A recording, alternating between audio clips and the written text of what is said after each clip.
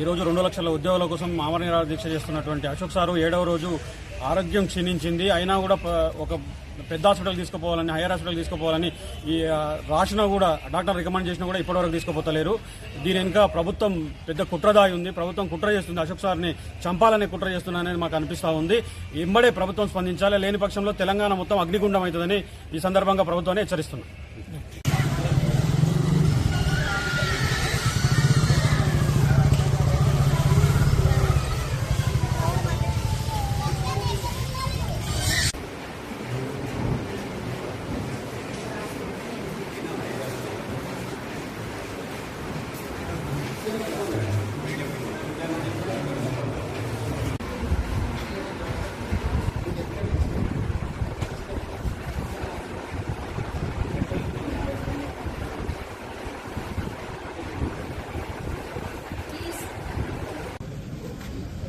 Doctor గారు రాశారు, మీరు మాట్లాడి చూసి వాళ్ళు రిపేర్ చేసి చూసి మీరు చెక్ చేయండి.